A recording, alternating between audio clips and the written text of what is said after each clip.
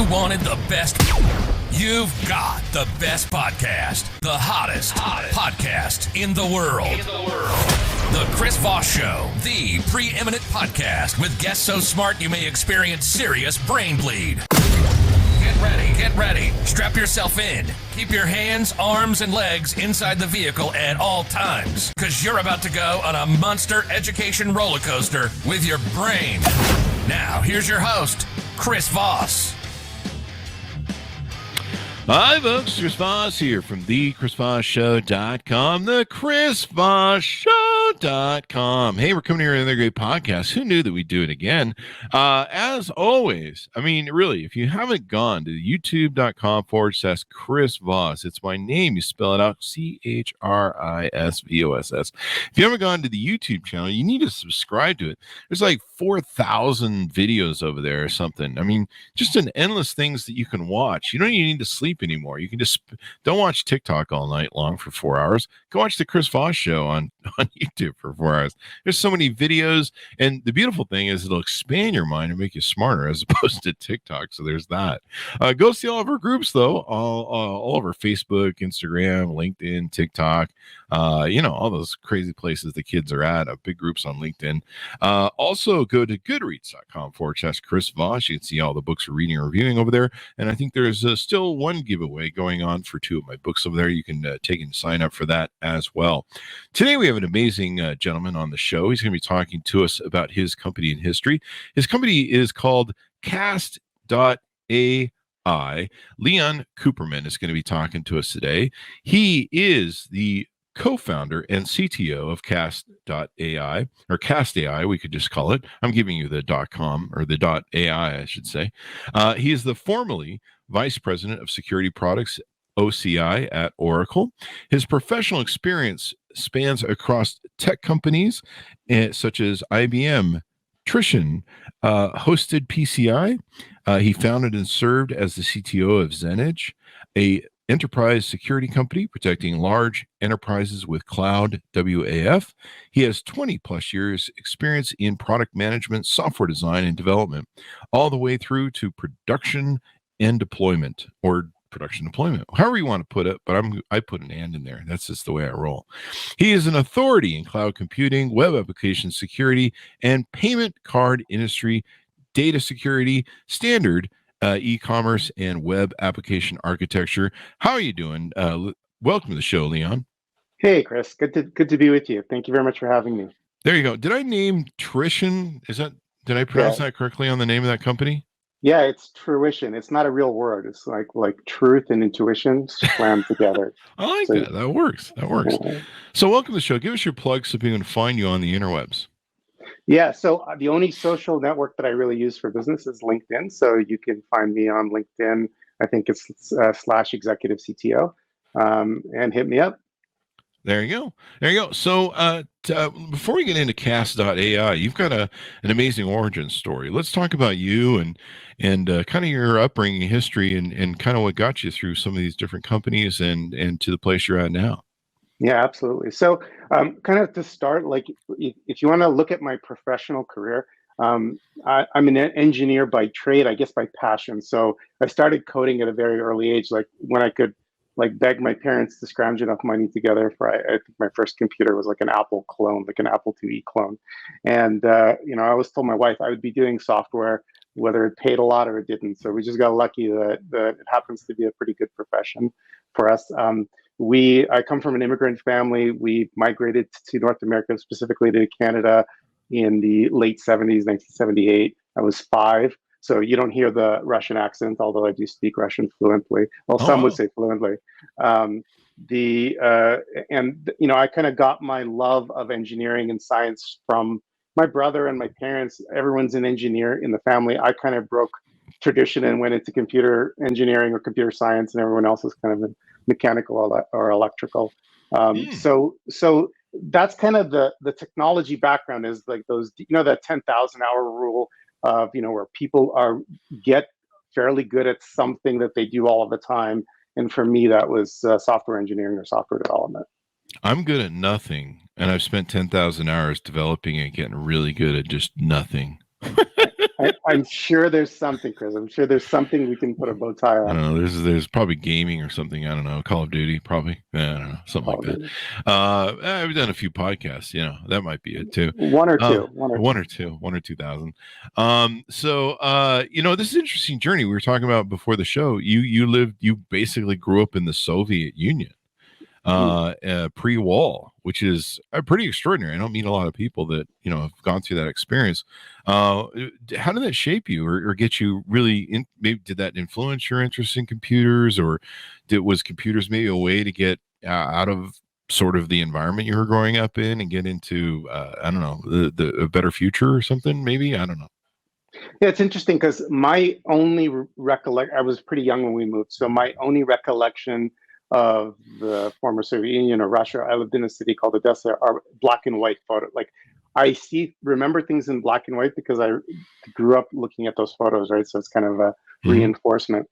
I wouldn't say so much that technology was the kind of out, but I did understand the struggle of immigration and the struggle of immigrants. Imagine a family that moves here and your mom, dad, maybe your grandparents don't speak a word of the language, come to the country with like $5 in your pocket, and you're basically starting from scratch.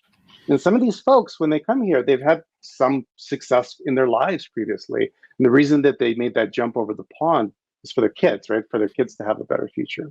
So I grew up watching my parents as serial entrepreneurs.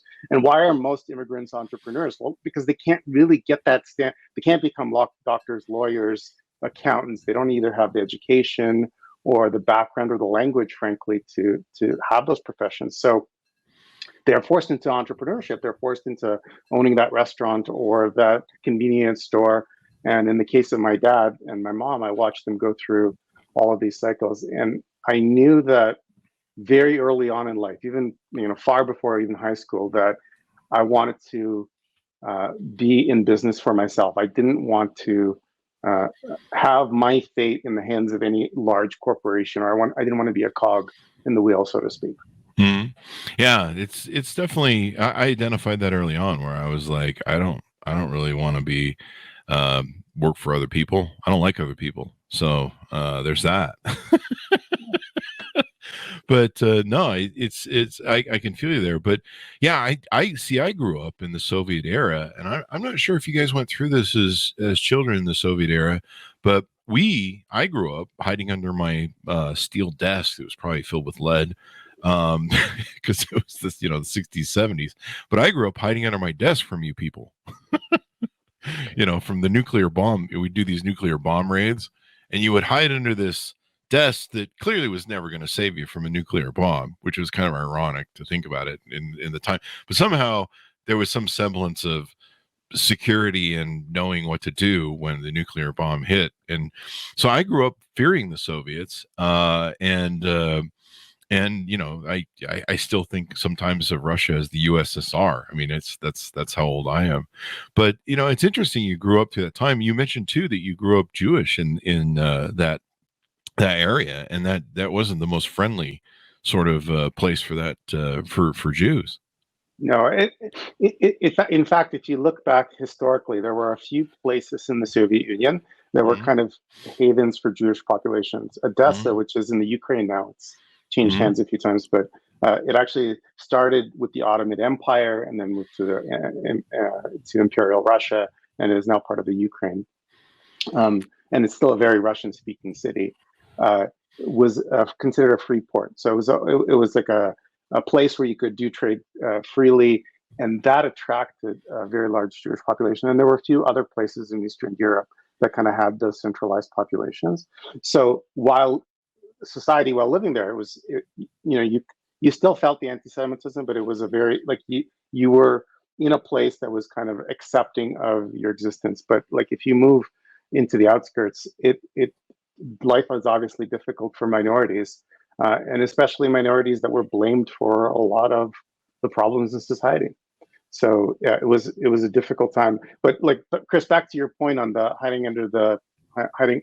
I think at the end of it, there was propaganda on all sides, and the lowest common denominator was people were people, and everyone was scared, right? And to different degrees. And yeah, everyone was villainizing the other side. Yeah. But the truth is somewhere in the middle. It's great. Definitely. I remember watching, I mean, there was a movie years ago, back when I was a kid you would hear about people trying to scale the wall and get over the wall and balloon over the wall, and people that were dying, wrapped in barbed wire trying to escape Russia. And you really got an empathy for the situation. I remember one thing that kind of brought me clarity was Sting's song. The Russians love their children too. They're just like us. They're just trying to deal with it. And that's when you kind of realize that it's more of a government thing, a government against government, as opposed to people against people. And I remember when the wall fell, it was a beautiful thing. It was an amazing, shocking thing to see it fall. But it was interesting to, I remember Neil Peart of Rush. You're up in Canada, so we'll do a Rush reference. Neil Peart wrote the lyrics. He said, who's going to pay for all the wasted lives for a dead ideology? And who pays for this? All the people who suffered, all the people who died trying to climb that wall. So you've gone through an interesting journey, and some of our best people that have come to America have been immigrants. Steve Jobs, the CEO of Google right now, grew up on a dirt floor in India. The best and the brightest people aren't, the Americans don't have the corner on the best and brightest people. So let's talk about how that shaped your journey and some of the companies you got to, and what got you really interested maybe in AI. Yeah, absolutely. And I will tell you, like, before the current CEO of Google, Sergey Brin is also a Russian Jewish immigrant. I always joke with my parents that the difference between the two was he had a math professor as a dad, so I already started back on a foot or two, just a little josh with my dad. But I can. Your dad needed a garage in Silicon Valley. That's basically, or you needed one. But I can work much better with my hands than Sergey, I think, because of my dad's a mechanic, right, by trade. There you go. There you go. But so I got, because of that kind of growing up with the prevalence of math, science, engineering, basically what we call STEM now in education terms, was a huge focus in our household. Obviously, computer science came to me very early. Because I started coding so young, my university years were pretty easy. Like, I really did not have to study very hard when I went to college. It all came very naturally. Again, that 10,000 hour reference. And then I got this internship at IBM. And when I got into the first kind of 6 months at IBM, I thought, this is terrible. I was in some arcane backend compiler group where like the ivory tower beards were so long. And I'm like, this is not for me. I cannot be a software engineer. This is just too arcane. But luckily I got switched to, I maneuvered around, and I got injected into this little startup group that was doing e-commerce back in the late 90s when it wasn't even a thing. And we built an e-commerce platform within IBM, and the team got a lot of notoriety because we launched like LL Bean and Sears, and so a bunch of companies that started going online in the very, very early days and actually performing credit card transactions. And from there, I said, this is technology. This is the thing that sparked my excitement and interest and really kind of elevated my thought process. And I said, oh, this is fantastic. I will never be happy at IBM, though. It's just such a big company, so much bureaucracy, even though some of that was changing under Lou Gerstner. And I started out my entrepreneurial journey. And really, that's the last time I ever worked for a large company up until I was at Oracle. So the gap between kind of large organizations was, kind of 20 plus years. And, kind of through that startup journey, I'll fast forward just to kind of the tail end, just before Oracle. I found myself in a position at a company where we were attacked. There was a cybersecurity attack. And one of the things I realized is we were completely unprepared. So, and then I realized not only were we completely unprepared for this cyber attack, it was one of those ransom things. Like, we're going to keep your business down until you pay us money. And before then, Bitcoin wasn't a thing. So I literally had to Western Union $5,000 to a place in Siberia. I shouldn't laugh. And what was scary about that is like this hostage situation was literally like millions of dollars a day in business that was being held up. Wow. And so once that kind of, as bad as that experience was, and I'll tell folks, like, the worst things that you're living through, there's always something to be learned from those really bad things. Mhm. As terrible as you think they are in the moment, you can probably exit with something of a gem. And my gem out of that experience was the idea for ZenEdge. And we built ZenEdge to protect companies from cybersecurity threats like the ones that I lived through. They were called denial of service attacks. And eventually, we grew the business, and we ended up selling the business to Oracle. And that's how I ended up at Oracle, kind of as the last big company that I ever worked for. Mhm. And then was the next step CAST.AI, or where did you go from there? Yeah, we had actually built a couple companies in parallel. So there was a Mhm. company called Cujo as well, which also did cybersecurity, but protecting the end home user, which is Mhm. still very much doing extremely well. But one of the things that one of the heartburn moments that I had at ZenEdge, and it happened almost every single month, was my CEO would come to me with the cloud bill, like basically what we were paying AWS. And we started at a couple $1,000 a month. And Uh-huh. then by the time we were done, it was like a couple $100,000 a month. And Yuri would ask me, dude, what's up with this bill? There's nothing I can do. There's no financial wizardry I can do to kind of, we basically failed at cost management. As successful as the business was, Wow. we could not get our heads around the primary cost driver, which was cloud expense. Wow. And that kind of left a deep scar for me. I was like, I just felt like AWS, no matter what I did, whether it was my fault or AWS's fault, as the head of technology, I couldn't get my financial house in order. Mhm. And I felt that everyone else, I can't be the anomaly here. I can't be the only tech leader that is feeling this pain. And when we dug into the market, we said, this is huge. Everyone is overspending on cloud. It's not just us. There's a severe industry problem here. And that's how CAST was born. That's awesome. I've had a lot of friends, and I've had friends that work for AWS.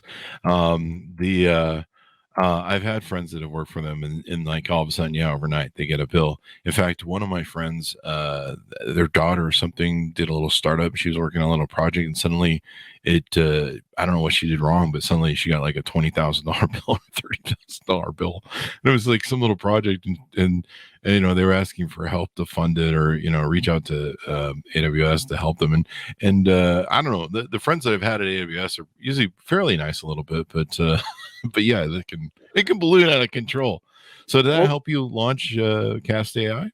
Yeah, so we looked at it from our first principles perspective. We said, okay, like, where's the money going? Like, is there significant waste in the system that we can help eliminate? And the answer was yes, for the most part. There's systematic waste built into the process.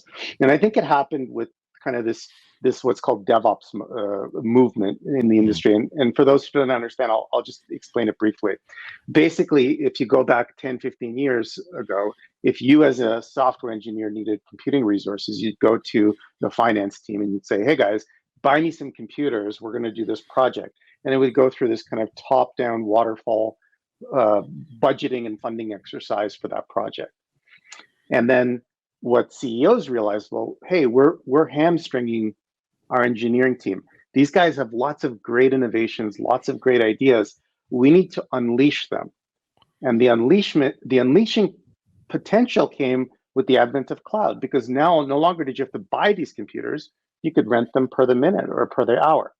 And now so that became an enabler for moving the keys from the finance department to the engineering department. Now, I, as an engineer, could come to the cloud with my own cloud account that's under the company umbrella and say, I need these 30 computers and this much hard drive and this much network, and I'm going to go build my innovation.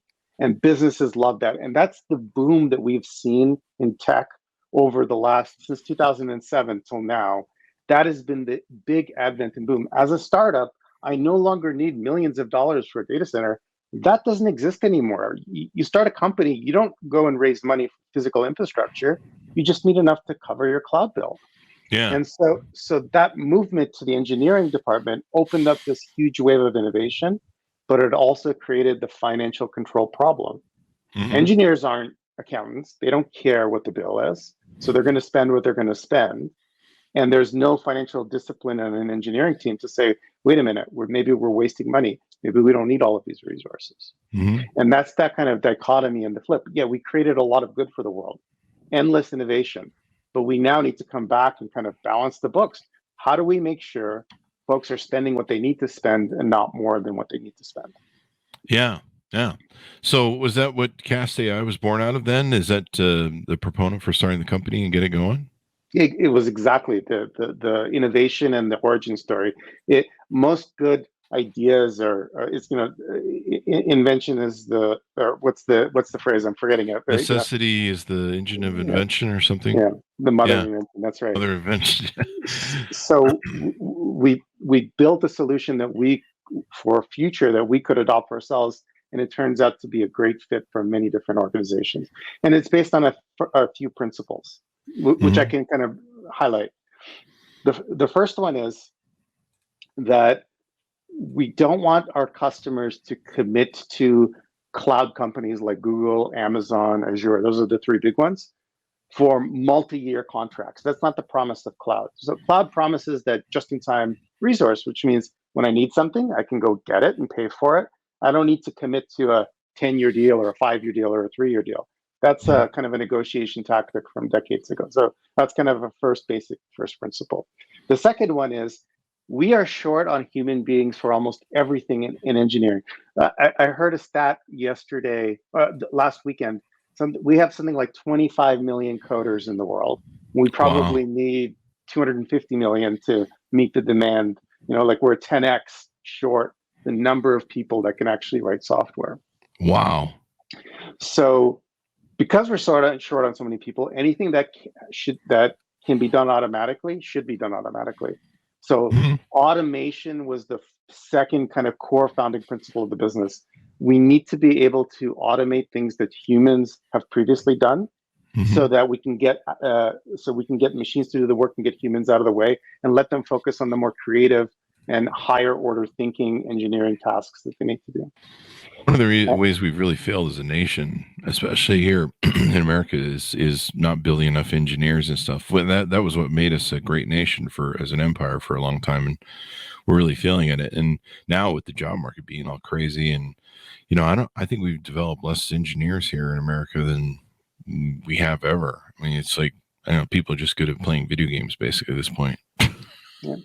If you look at the typical kind of engineering roster and where companies are recruiting from, a lot of folks coming from China, India, former Soviet Union, Europe, Brazil has even now become a hotspot. We get less and less engineering talent locally in the US. And if you remember, like last year, there was this ban on these H-1B visas. I think it was a Trump era ban, which I never understood. It's like the thing we're short of is we're not going to allow into the country, right?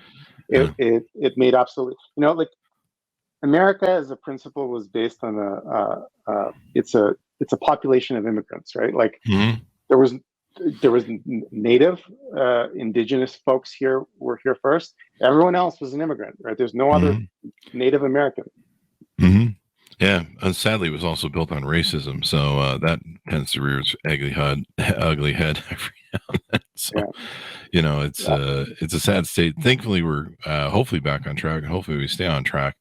But yeah, I mean, I was just citing earlier this morning the book by the guy who created Vox, Matthew Iglesias, 1 Billion Americans, The Case for Thinking Bigger. We have to compete with China and the way China's going. But let's get back to your company and give us an overview of what CAST.AI does, and then we'll get into the weeds. Yeah, absolutely. So very simply, we provide our customers with a very simple automation platform that plugs into their existing environment. We don't work for all customers. They have to be kind of on a certain technology track. We just took a bet that technology track would be the future. And if they're on that track, which is called Kubernetes, by the way, I'll explain it in a moment. We plug into their environment seamlessly, and and then we take the control of the wheel, right? So all of the scaling operations that need to be done are managed by CAST. And the freakonomics aspect here is that a typical cloud company like AWS, for example, may have like 150 to 200 different SKUs or computers that are available for rent. They all have different characteristics and performance profiles and costs associated to them. And so our technology is basically cost driven. So we look in the open market and we say, what is the best computer configuration that currently exists in the market that will fulfill your need at the lowest possible cost? So thinking about the technology as a finance first operation that will optimize every single choice that we make against the cloud, like AWS, for example, or Google or Azure, to make sure that bill is lower. And by doing that continuous optimization and not having any human beings involved, hence the AI part of the company, we are able to drastically lower customer bills. And they don't have to take any recommendations. There's no report that they have to run and then try to implement afterwards. It just starts happening from day one. And that's, I think, where the eureka moment happens for customers. That's pretty freaking awesome. I mean, that's really awesome. And saving money, of course. Like I said, I've just been like, I've seen some crazy stories about bills and everything else where things just get way the heck out of hand. So break down who are usually your clients? Like who do you usually work with? Well, so we're still, like, our company has been around for a couple of years, but what we've noticed is that companies that are born on the cloud, meaning like they've been created in the last 5 to 7 to 10 years, find it easiest to adopt our technology. And so we started with our initial customer base being those early innovators, if you will, Chris. Mm-hmm. One of the things that we realized, when you teach a computer to play a game, the computer needs to know the rules of that game. So like if you've ever seen the AlphaGo AI that plays Go against some of the best human players in the world, there was a great Netflix series on the topic. Or they've even taught computers to play StarCraft now at the most elite level. And since you're a gamer, I think that would be super interesting to you.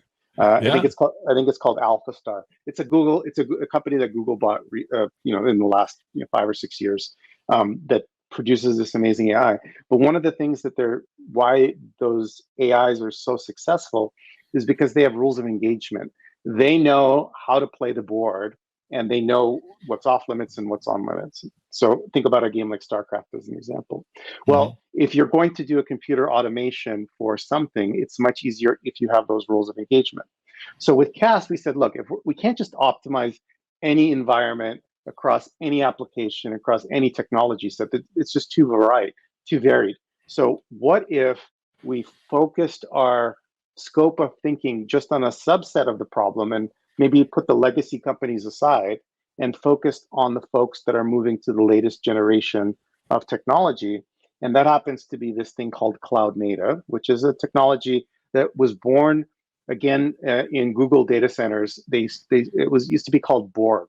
They had if you're familiar with the Star Trek reference, right? They had a system in their environment called Borg that would basically allow every developer, every engineer to deploy and manage their applications the same way. And they turned that into a completely free and open source project called Kubernetes. Kubernetes is Greek for navigator, I believe, right? So it's navigation of the cloud.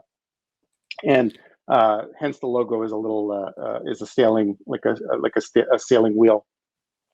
And so we took a bet that most organizations and companies would move to Kubernetes in some form or fashion over the next 5 years. And why did we do that? Well, that allowed us to apply some intelligent rules to an environment where the rules of engagement are well understood. So now, if the rules of engagement are well understood, we can start applying machine learning and AI to the problem, because we're not dealing with a general AI problem. We're dealing with a very specific set of predictions we have to make. That's pretty awesome. It says on your website you can cut your cloud bill in half. That's pretty freaking awesome. That's actually some chunk of change right there. Yeah, I think in one of our first promos was asterisk, or we'll pay the difference. That got a lot of heads turning towards us. Wow. I don't know if the lawyers asked us to take it down, but it was a pretty cool claim. And it's true. Like, unless you are, as a company, spending all your time on your own optimizations, which some people do because they're at scale and they're big enough to have a whole team of people to do that. Mhm. Most people are just shocked by the amount of waste that's in their system. Wow. I noticed one of your clients was Samsung, I guess. They're actually an investor and a Oh, client wow. as well. Oh, wow. That's always good. That's always good. You know, they're not going anywhere because you've got them locked in with your stock. And you guys work with AWS. What other cloud services do you work with? So today we work with AWS, Google Cloud, which is GCP, and Microsoft Azure. Those are the three primary ones. And then next year, we're going to expand into Oracle Cloud and IBM Cloud. There's probably 5 or 6 really big clouds that the vast majority of the folks use. You know, AWS market share is so dominant right now. Mhm. That's why we have that whole Jedi. Chris, did you know about this whole federal $10 billion contract, this Jedi contract from 2 years ago? No, I don't think I specifically know. Yeah, it's an interesting story. So basically, the U.S. government has decided, all right, we're going to move to cloud. And a couple, I guess 2.5 years ago, they awarded the whole contract to AWS. Oh, wow. Like, it was $10 billion or something like that. And then we had this one interesting moment in August of 2019 when Capital One was breached on AWS Cloud. Mm. And it was really a pivotal moment for the Jedi contract because all of a sudden everything ground to a halt. And the US government said, wait a minute. We're putting all of our eggs in this basket, right? Maybe let's take a step back and see if other vendors, let's get some let's get some diversity in our vendor base so that if something bad happens to one, you know, we've actually got a disaster recovery plan. The whole government isn't shut down. Yeah. So since then, they've done a smart thing where they've divided that contract between AWS, Azure, and I think others are getting an opportunity to win some of that deal as well. That's probably good because when one goes down, man, like you're just like everything goes down. It seems, or like a lot of your popular stuff goes down. You're just like, what? The internet's broken again. Yeah. So, like Facebook had a big outage was a month ago, right? Yeah, like a couple days, man. They were down. Yeah. And I think people were like their lives were totally upside down. I can't use WhatsApp. I can't use Facebook. Like, what is going on here? Instagram, yeah. Everything was down. Gnashing of teeth, wrenching of hair. It was getting biblical, man. It was getting totally biblical. People were jonesing like yeah, coming off of a heroin addiction. People were running naked through the streets. It was like Paradise Lost or something. I don't know. Yeah. It did feel kind of weird, but it screwed up Verizon. And so my Verizon phone wasn't working. It was all scrambled, and like I think the data was working, but the phone wasn't. Or yeah, it was like really weird. Totally screwed up everything. But yeah, I mean, I don't know. The U.S. government going down, could that be a bad thing? No, actually, it would be. I mean, considering the military is probably a big part of that. You definitely got to be able to keep the military going, especially, you know, if anything were to happen, that would certainly leave us vulnerable. What are some other services or touch-ons that you want to tell us about with the company that people should know about? Yeah, I want to actually step back so now that we're talking about this kind of disaster piece, this is kind of interesting, Chris, because we actually have a much broader vision for the company. If you think about this of CAST as a platform, we're getting to this place called product market fit, which basically means you have an addressable market, customers find a usable product where they get a tremendous amount of value. They might be complaining about lack of features. Actually, the theory goes, the more customers complain that, hey, they want more features, the better your fit into the market is, because they're not going anywhere. They need the platform in order to succeed. So we're going through this product market fit journey right now on one leg of the stool, which is this cost optimization piece. But if you look at the overall like kind of computer environment, there are a lot of processes that need to be automated, and we call these kind of autonomous systems. Just like if you own a Tesla, it can drive itself automatically, or other EVs in the future. We believe that kind of these cloud environments should drive themselves automatically or autonomously. So, and one of those kind of second pillars that we want to tackle is exactly this area of disaster recovery. Like, why do you as a customer have to choose a cloud? Like, why do you have to say, okay, I'm all in on AWS or I'm all in on Google? Why can't you do what the US government did and say, I want to pick two, and I'm going to run my stuff in such a way that's fluid, so that if one goes down, my business isn't in jeopardy, right? So I'm not scrambling for 2 weeks to kind of break the vault and get the tapes, like this whole old school disaster recovery mechanism of trying to restore everything once you have a huge outage, like Facebook had, like Google had a few weeks ago, where many customers are down. So our ultimate, like now that once we've got cost under control, the next thing we want to get under control is this disaster piece, and allowing customers to flow seamlessly between 2 or 3 clouds without any outage, even if one of them goes down. And that's something we're going to be looking, like, we've already got the underpinnings for that technology in the platform, and we're going to be looking at that as a commercial offering in the next year. Do you, I don't know if this is applicable, but this whole new Metaverse thing that Facebook is trying to re-engineer and stuff, do you see any of that coming into play for AI and what's going on, or is it still a little bit, I don't know, hype or blue sky? I don't know. I mean, there's a lot of hype, and then there's some reality. I'm societally very concerned that we're going to have a bunch of kids that are living in some alternate reality, playing video games for a living, that never actually have a chance to procreate, and we lose a whole generation.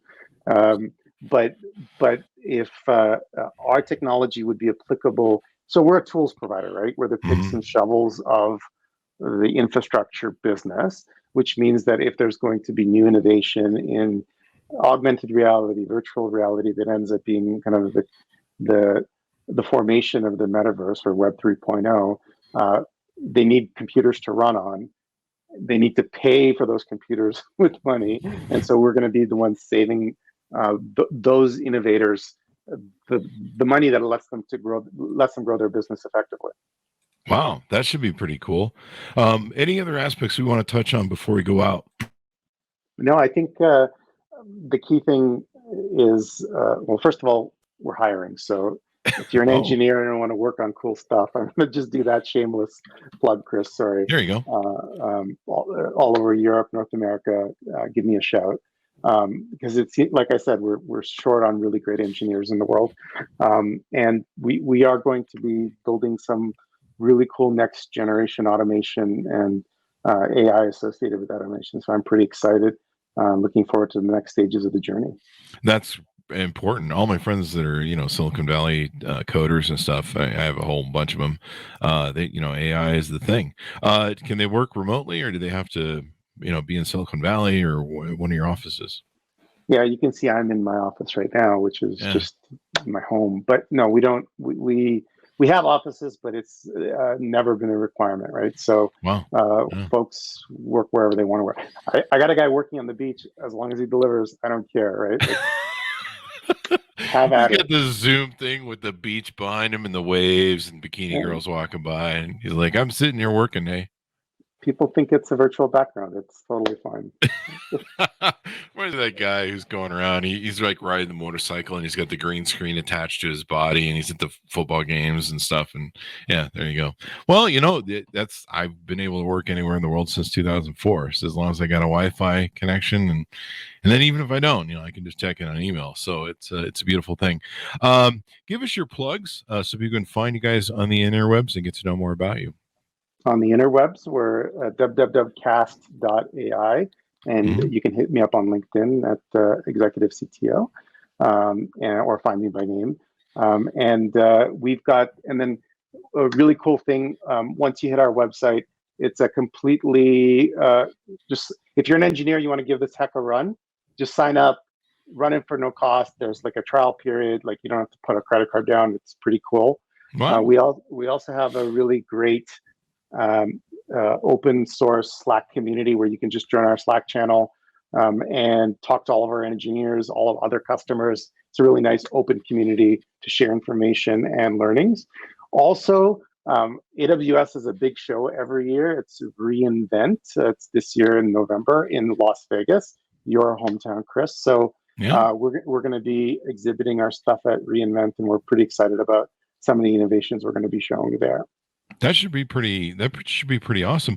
You also have a cost calculator, so if people want to figure out what their cost savings would be, they can just go on your website and punch in some numbers and figure out what they can save. Oh, that's a really good point, Chris. So we have this mode where the software runs in this kind of benign read-only mode. You don't have to turn on any automation. You install this thing, and it tells you up front, based on your actual application running, here's how much you're wasting, and here's how much you could save, and here's how. And you don't have to pay anything for that report. So, and you can just continuously run it forever and just pick up the recommendations from there. So even if you've got a really tiny environment, you don't think you want to be a commercial customer, just install this thing and you'll get all the goods. There you go. There you go. Well, it's been wonderful to have you on. Very insightful, wonderful journey that you've taken and gone on. And of course, it's an interesting world now where it's, we're all one big world. And as long as we got computers around everything. But yeah, I mean, AI is the future of everything. I mean, I just constantly hear people talking about that. And the metaverse seems to be the big new thing. That and NFTs, but stick with AI for now. We just have to decide if we're going to take, what is it, the blue pill or the red pill? Like that's yeah, it is. I know the whole, yeah, it's I have some friends that they just grab onto whatever the latest noise is or fad is, but fun is fun. So thanks for being on the show, Leon. We certainly appreciate it and your story and everything else. Thank you so much, Chris. It was great to talk to you. Look forward to chatting real soon. There you go. And thanks, my audience, for tuning in. Go to youtube.com/Chris Voss. Hit the bell notification button. Go to goodreads.com/Chris Voss. See everything we're reading and reviewing over there to get smarter. And go to all of our groups, Facebook, LinkedIn, Twitter, Instagram. Just search for my name or the Chris Voss Show. You can find so many different things that we have out there. It's crazy, all the social we have. Oh, and check out my new newsletter on LinkedIn. That thing is growing like fire. So thanks for tuning in, guys. Be good to each other. And we'll see you guys next time.